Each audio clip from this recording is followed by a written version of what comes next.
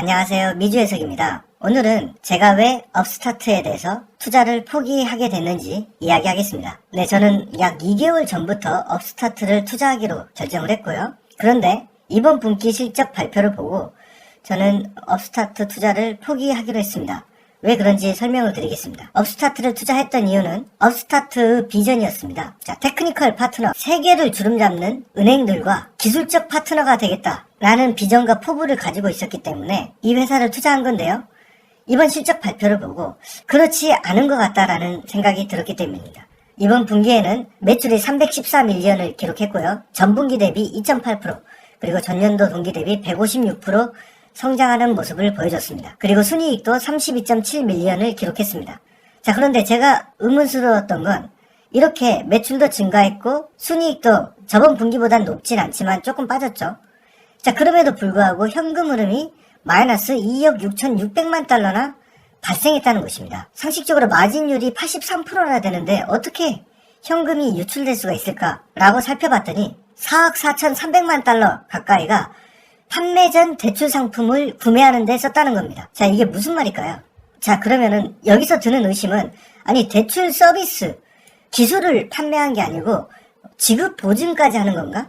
그러니까 AI 플랫폼을 통해서 대출을 해줬는데 그 대출의 일부는 자기가 스스로 구매해야 된다는 얘기가 되고, 만약에 이런 것이 부실 채권이라면은 이것은 업스타트가 인수해야 되는 굉장히 실망스러운 상황이 발생할 수 있고요. 만약에 이런 대출을 업스타트가 감당한다면은 저는 기술회사에 투자한 게 아니고 제2금융권, 제3금융권에 투자한 거랑 다를 바가 없겠죠. 자, 그래서 판매 전 대출 상품 이것을 살펴봤더니 현재 5억 9,700만 달러나 가지고 있고요. 자, 이번 분기에는 4억 4,300만 달러나 구매를 했습니다. 그래서 어떻게 보면 대출 상품을 안 팔리고 남은 거를 어떻게 해야 됩니까? 또 싸게 처분해야 되는 문제가 발생하는 거고, 이것은 분명히 업스타트 리스크가 된다는 것이죠.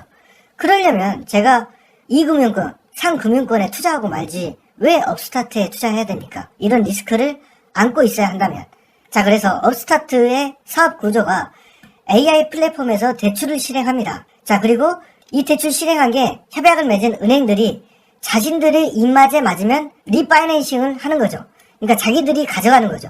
그리고 남는 것은 업스타트가 가지고 유동화를 해서 2차 시장에 되팔고 있다는 것이죠. 자, 그래서 업스타트가 이 플랫폼이 아주 뛰어나고 기존에 없던 밸류를 만들어내서 대출을 해주는 게 아니고, 이 은행의 조건에 맞는 것은 은행이 가져가고 조건에 맞지 않는 어떤 부실 대출 같은 것들은 이 모아서 유동화를 하지 않으면 안 된다는 것이죠. 자, 그래서 이 업스타트는 대출을 해주는 은행한테 아주 특별한 이익을 주도록 설계되었다. 그리고 밸런스 시트를 위해서는 ABS 딜이 필요하다라고 되어 있습니다. 자, 그래서 이번 분기에 이렇게 많이 나온 것은, 자, 금리 인상으로 달라진 허들이 업스타트의 밸런스에 영향을 줬다는 겁니다. 자, 무슨 얘기냐?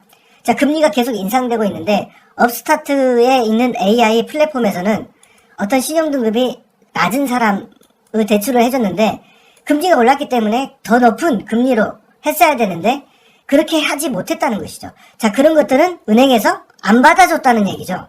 안 받아준 건 업스타트의 밸런스 시트에 그대로 남게 된다는 겁니다. 자, 그래서 자, 조건에 맞는 것만 은행이 가져가고 그렇지 않은 것은 어떻게 보면 부실 대출이죠. 대출을 잘못한 거고, 그것은 업스타트가 그대로 떠안는 구조라는 것이죠. 자, 그러면은 우리가 제1금융권, 제2금융권, 제3금융권에 투자를 하고 있는데 어떻게 보면 업스타트는 지금 현재 제3금융권 혹은 제2금융권에 진출해 있는 것인데, 업스타트가 보유하고 있는 자산은 2금융권, 3금융권에도 맞지 않는 더 낮은 부실 대출일 가능성이 높다. 그렇다면 업스타트에 투자하는 것은 AI 플랫폼에 투자한 게 아니고 4금융권에 투자한 거하고 뭐가 틀리냐 이거죠. 자, 물론 이 부실 상품이 아닐 가능성도 높고 AI 플랫폼에서 제대로 골라서 투자를 했다면은 이 회사의 부실률은 굉장히 낮아질 것입니다. 하지만 이 플랫폼을 이용해서, 자, 고신용자는 1금융권, 중신용자는 2금융권, 그 다음에 최소한의 요건을 갖춘 것은 3금융권, 그래도 안 되는 사람들은 업스타트에 남을 수밖에 없다는 것이죠. 자, 그래서 저는 분명하게 이 대출 중개 AI 소프트 이 기술에 투자를 한 것인데, 그간 업스타트가 엄청나게 확장한 것은 이 플랫폼이 대단하고 엄청난 신뢰성을 가지고 있는 게 아니고 리스크를 안아주는 거죠. 리스크를 안아주는 사업 모델이라면 차라리 제가 2금융권, 3금융권을 직접 투자를 하는 게 낫겠다. 그리고 은행의 리스크를 왠지 책임져주는 그런 시스템이면 내가 재보험 회사를 투자하면 되는 것이지 왜 업스타트를 투자하냐. 그리고 이렇게 확장된 게 AI 기술이 아니라 혹시 이런 리스크를 떠나줬기 때문에 사업이 확장된 게 아니냐는 의심이 든다는 것이죠. 제가 소파이 외에는 은행주를 투자하지 않습니다. 은행주를 투자 안 하는 이유가 이 리스크를 제가 알기에는 너무 어렵다는 거죠. ABS 유동화가 내가 이게 정말 싸게 판 건지 아니면은 엄청난 리스크가 있는 건지 알 수가 없잖아요. 그래서 이번 현금 흐름 하락을 통해서 이건 제가 투자할 수 있는 영역을 넘어섰고 제 능력 밖의 회사를 투자하고 있었다.